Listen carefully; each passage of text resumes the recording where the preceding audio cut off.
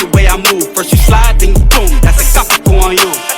Oh, watch the way I move. Oh, watch the way I move. Oh, watch the way I move. First you slide, then you boom. That's a couple on you.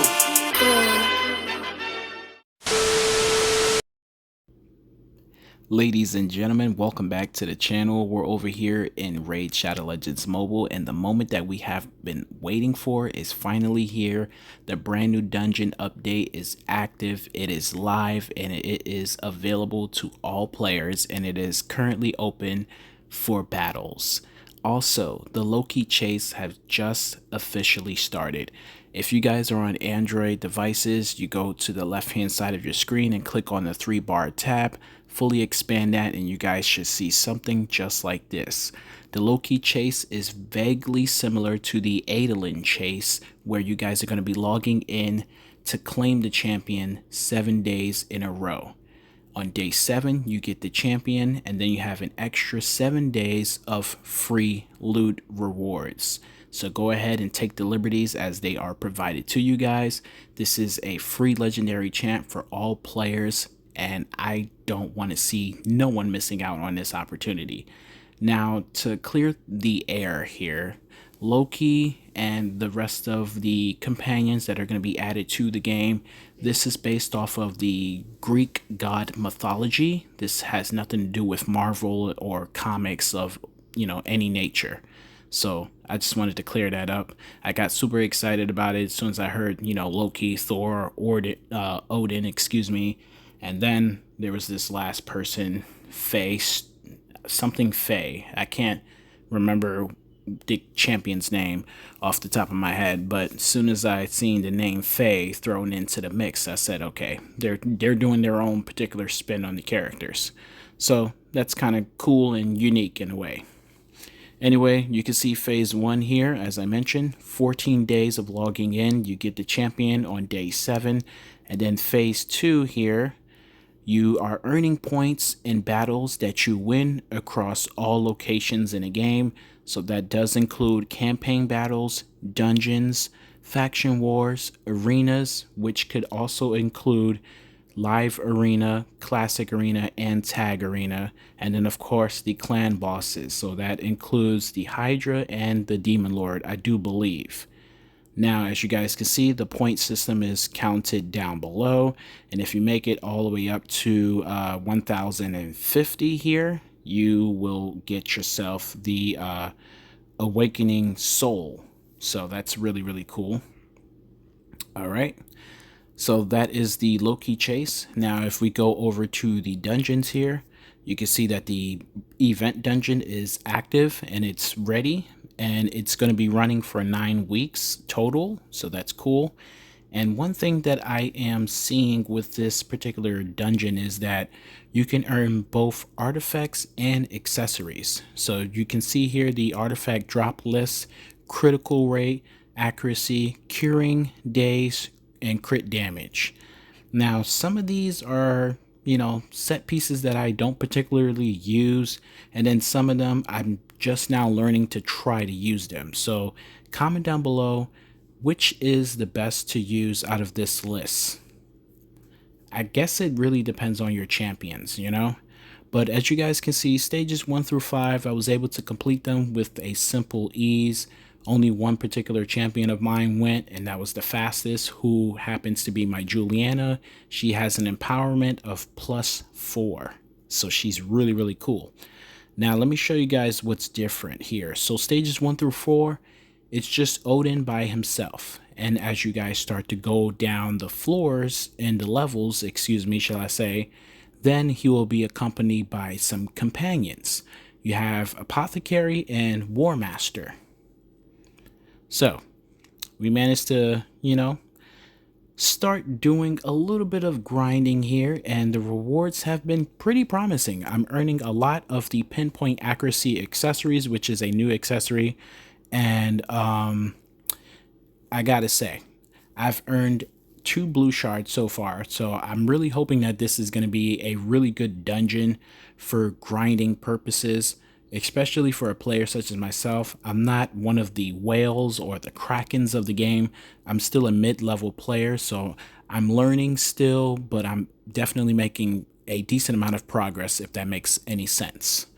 So let's go ahead into battle and show who I have here with me.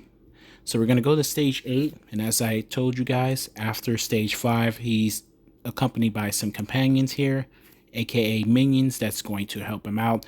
We all know Apothecary is going to be supplying some heals, and then of course we have War Maiden. She's going to be decreasing our accuracy. So once you get to high levels, you know, these guys could become a problem because they're going to stack them with a ton of HP and a ton of levels. They're going to be super tanky and everything of that nature. But as long as you have a pretty decent, good team, you know, the fight should be smooth as it should be. So here's my champions list here. We got Ultimate Death Knight as our leader. Of course, he's going to keep us in a game, and of course, he is going to absorb all of the hits. Then we have our nukers here in Rhonda, Ragash, and Juliana. Now, Juliana is a single target only, but she can pack a punch. And then, of course, we have Scylla the Drakes to keep us in the game as well with her heals that she's going to be providing every turn. And then, of course, if any one of my champions get dropped off, she can pick them back up. So here we go. So Juliana instantly takes out Apothecary. There goes Rhonda coming in with her A2. So we have resisted all of that, and look at that. The battle is over. It's over in 11, 12 seconds tops. Now we can beat that if we were to, you know, maybe remove Ultimate Death Knight, because he's not attacking immediately. His job is to basically come in as a support system. So he immediately provides us with a continuous heal and a shielding instead of attacking. So we can go for, you know, recording numbers if we sacrifice that. Let's go ahead to stage 9. So now the minions are getting stronger. Let's see. Okay, we're still single-shotting Apothecary here, but War Maiden, she's pretty good defensively. There we go. So now he's deciding to attack this time, and look at that. That Juliana just cannot be stopped. She is just crazy powerful, and I'm just super fortunate to have her at a +4 empowerment. All right, let's go to stage 10. Things are getting risky now. Champions are going to be super stacked. Oh, Apothecary hung in there this time. But you see how those poisons just immediately just being applied, and then she's ignoring a percentage of defense. It's just really cool. Now he is blocking at this point. Look at this. Block damage, block debuffs, and increased defense all out there. So this is where things gets kind of crazy. You know, we were happy, we were excited, we were having a good time in stages 1 through 5, but now we're at stage 10 where things get serious. Oh, look at these attacks, bro. And he's applying the block damage for a second time. So this is where a situation of adjusting comes into play here. So with these particular buffs here, we might have to consider placing in a Sun Wukong to kind of steal this. Because look at this, he's placing it. And we have Juliana. Did you just see what she did with her A3? She has a buff remover. And plus she puts out an HP burn there. So that makes things very, very interesting. So we got a time of 1 minute and 16 seconds. Like I said, we could go the route of trying to switch out champions here. And I really don't want to have to take out Ultimate Death Knight. But let's just see what the adjustment would be if we take out Ultimate Death Knight and we put in our Sun Wukong here.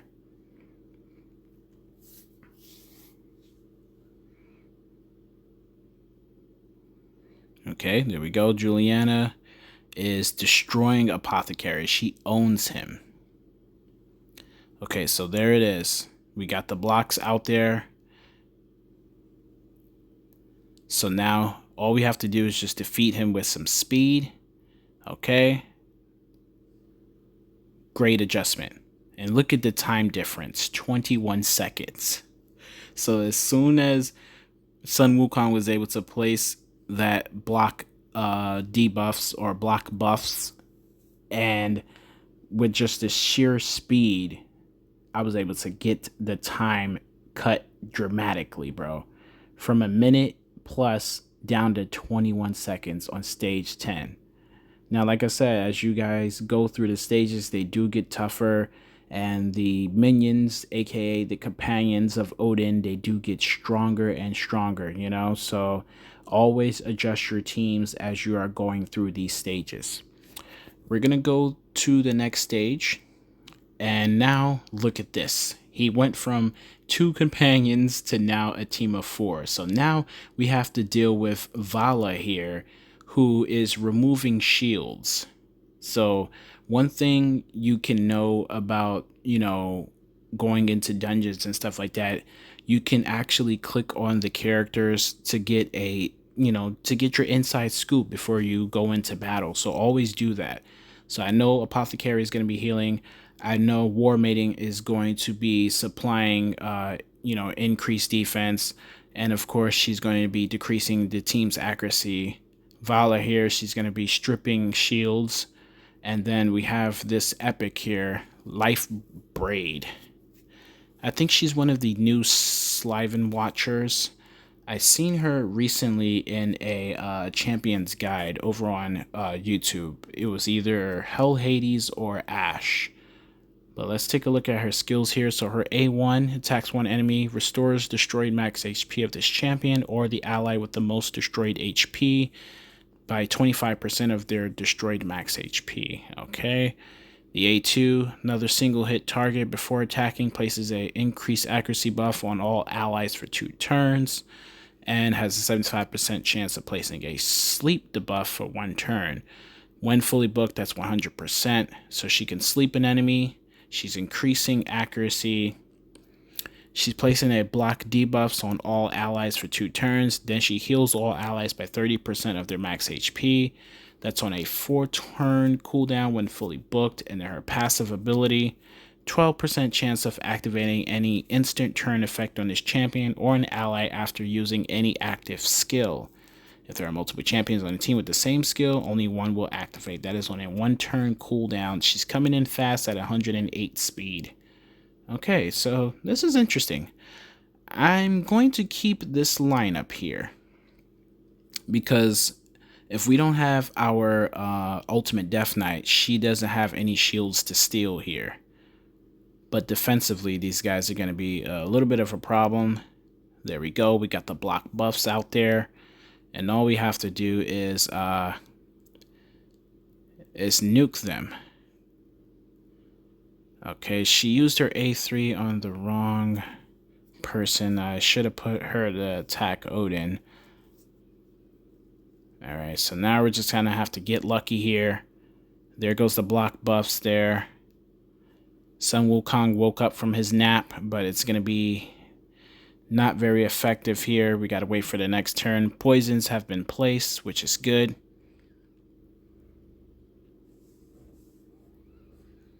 Either we're gonna have to wait for the Berserk. Alright, Juliana should be able to use her A3 soon to strip that block damage. There we go. HP burn applied for 3 turns. So now we got him. Rhonda coming in, and there it is. Ooh, man. I'm gonna love grinding this dungeon specifically because, like I said, you're getting accessories and artifacts. But at the same exact time, it's also going to be, you know, a situation where you're probably not going to be visiting any of the other dungeons because of this nature of them adding both rings and, you know, you know what I mean? Like when you take a look at all the other dungeons, you know, they specifically just give you like artifacts and then you got to face the spider for your accessories. But having a dungeon that provides, you know, 2-in-1 is actually way better, you know? But hey, what do you guys think about this? So we made it to stage 11 so far without a problem. We made a slight adjustment after a certain stage. So as you guys saw, we were rocking with UDK as our lead, and then we had to take him away just for a brief second and bring in Sun Wukong.